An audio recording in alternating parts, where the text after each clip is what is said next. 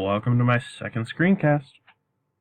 Today we're going to be talking about communicating with parents prior to mentioning an SST. When talking with parents, it is important to be factual, not emotional. If we are emotional, it will just add on to the extra emotions that they are already feeling. They will often be very frazzled and kind of confused, maybe a little bit concerned about the situation because it's all new and scary to them. But being factual helps it to be just to not add on and to help actually eventually. The parent preparation sheet. The sheet helps for the parent to be included on the team, the SS team, as well as gathering more information about the student. The more information you can gather, the better. Sheets include student strengths, concerns that the parents might have about their weakness in the child, ways that the child could be more successful, and things that motivate the child, as well as goals or expectations that the parents may have for the kid. Predictable feelings and reactions of parents. These are 6 common feelings that they might have. Shock, denial, anger, guilt, blaming, frustration, resignation, depression, and acceptance. Now these are sort of in order. I mean, the steps can be switched up, the words can be moved around, but this is kind of the general catch-all phrase or feelings that parents will go through. Okay, the SST process. You can gather student data, plan strategies to assist the student within resources of a gen ed program, monitor student progress, build trust between parents and schools, and make referrals for formal evaluations if/when needed. Now we're going to watch a short few seconds of a video from an actual teacher, kind of explaining who is on the SST team and how they use the information.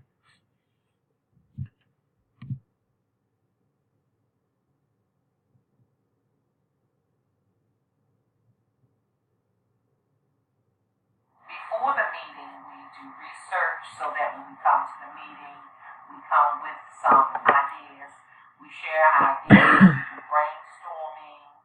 We have at least 60 years of teaching experience with the members of the team, and we know each other's areas of expertise. So it's just a good collection of great minds working together to make sure that we are supporting the teacher and the student.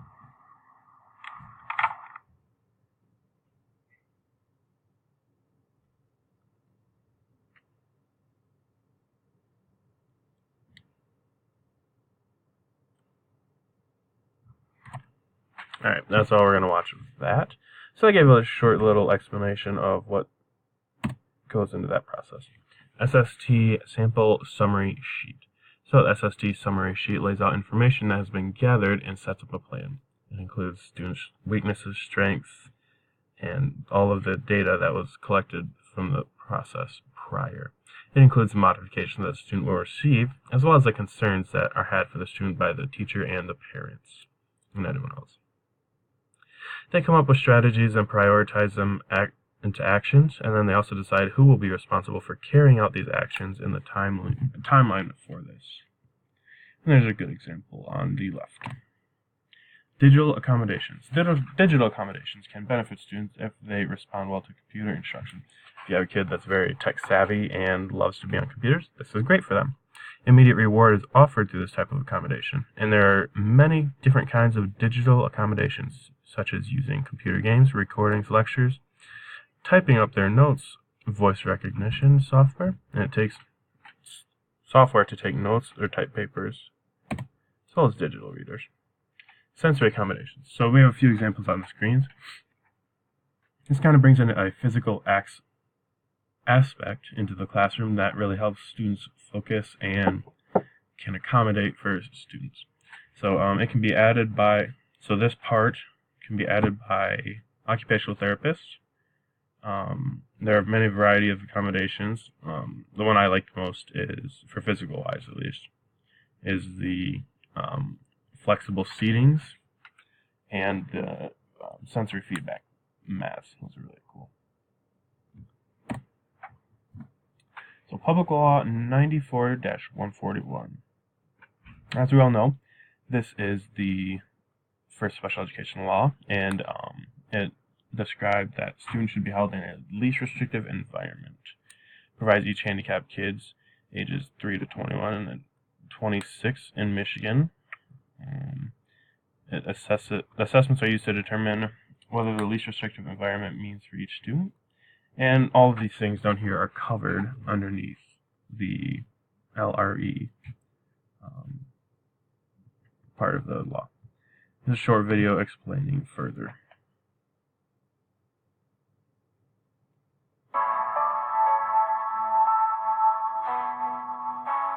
When your child's IEP team meets, one of the items that is discussed is the least restrictive environment, or LRE, for your child's education. LRE is a part of the Individuals with Disabilities Education Act, which says that children who receive special education should learn in the least restrictive environment. This means they should spend as much time as possible with their peers who do not receive special education. When LRE comes up, oftentimes words such as mainstreaming and inclusion do as well. Mainstreaming is putting your child with special education needs in the general education classroom for some or most of the day. Inclusion is a teaching approach that focuses on including students with special education needs in the school community beyond just in the classroom. All students benefit from being educated with their peers who do not receive special education as much as possible. Students with exceptional needs benefit from being in inclusive settings and exposure to appropriate curriculum. If a student's needs can't be met within the general education classroom with appropriate supports and services, IEP teams are required to look at a more intensive service. All right. So, the parents' rights, here are a few of the parents' rights underneath the law. So, the law intends for parents to be involved at every step of the evaluation and planning process.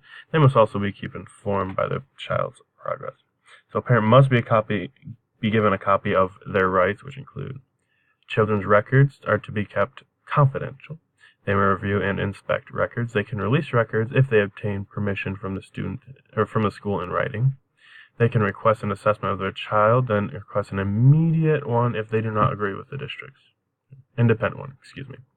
They can have the input in their child's IEP, and they can request a hearing if they are in disagreement in the regards of the student's placement or services that they are receiving. So, Ronker versus Walter. This is the first case where the courts had to determine exactly what idea meant. The students' parents were challenging the school district. The district wanted to move the child to another school in the district that was segregated and had more resources for special education students. The parents wanted their students to remain in the school district in their neighborhood. The court decided whether services that are needed could be provided in non-segregated, or had to decide, whether services that were needed could be provided in a non-segregated setting. So, Universal Dedication Vision Statement. The statement was adopted by the Michigan Board of Education in October of 2005. Part of the statement is a principle that honors the rights of students to learn together. And this is not the correct one, but this kind of shows what is going on in this continuum of services. This kind of the steps that they want to take. And what this was, the UDVS, it was pretty much just a mission statement that the Michigan Board of Education wanted to input. So, highly qualified provisions of 20 USC 1401-10, semicolon 34 CFR 300.18. This requires students to not only hire special education program educators, that are highly qualified, but they must meet the standards that are outlined by the No Child Left Behind law. Special education teacher who teaches in a segregated special ed room must also be qualified to teach that subject in gen ed settings. So when accessing gen ed curriculum, all students are able to access to the general education curriculum according to the standards set by the state. Special ed classes must offer students with disabilities access to curriculum that addresses the grade level content expectations as well as high school graduation requirements. Unless they are not going diploma route, they're just going certificate of completion. Then the curriculum and expectations completely change. So least restrictive environment and Section 504. So Section 504 discusses education in a least restrictive environment. This section says that if a student changes schools, all of their accommodations go with them. New school must provide the needed resources. LRE does not require a student to be in the neighborhood school, but they should be as close as possible to their home. Multidisciplinary team process.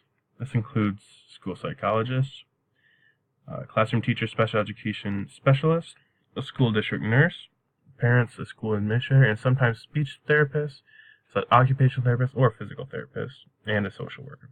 So this process begins with a meeting between the teacher and the educator who have noticed a problem in the area. Once students' parents have given permission to evaluate the student, they can and begin all the assessments that are needed. If the initial evaluation shows the student may need additional testing, then there will be a formal evaluation. Members of this team will contribute to a report that will help to form a customized education plan for the student. Larry P. versus Riles in California. So this court case was regarding whether IQ tests are racially or culturally discriminatory. The case was so intellectually functioning must be measured by methods such as adaptive behaviors, personal history, development, classroom performance, and academic achievement rather than IQ tests. So they were basically saying that IQ tests have situations in that not all students will understand or recognize. Common intelligence quotient tests. So there are many intelligence quotient tests, or IQ tests.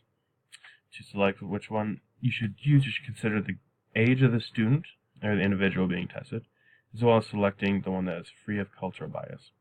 Wechsler Intelligence Scale for Children, Stanford Binet Intelligence Scale, Kaufman Assessment Battery for Children, the Slauson Intelligence Test, and the tests of nonverbal intelligence are all good options. The Wechsler Intelligence Scale is one of the most popular tests to measure intelligence quotients for students. Measurement in intelligence in students from ages 6 to 16 uses several subtests. The verbal test includes information simulators, arithmetic, vocabulary, comprehension, and digital span. Academic assessments. Academic assessments are used by special education specialists. There are many different ones that can be used. The Brigance is for K through 9. This test evaluates readiness in regarding to language, arts, and mathematics. This is my favorite. I love the Brigance. The Wide Range Achievement Test is a norm reference test that can be used for ages 5 to 75. This test, excuse me for that typo right there. The test tests decoding, spelling, and arithmetic. The Kaufman is a norm reference standardized test which measures decoding skills, reading comprehension, spelling, mathematics, applications. It can be used from pre-K to 12. Purpose for observation, types of data collection. So observations are used to evaluate students' performance in different areas. There are different styles of assessments. Time on task assessment, language assessment, health assessments, and behavioral assessments all have their specific problems and duties to serve. So patterns of strengths and weaknesses. Strengths and weaknesses for individual students can be determined by their results on various assessments. Different assessments have different criteria and makes something qualify as a strength or a weakness.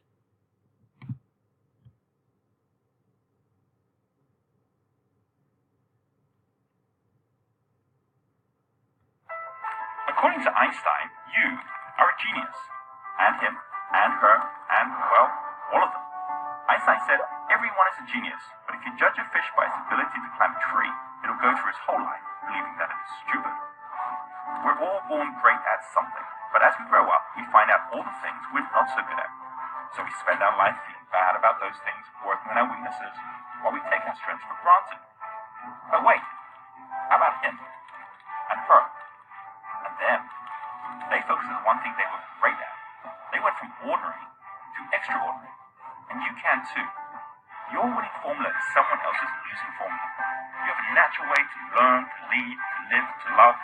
a natural strategy that suits your relationships, in your work,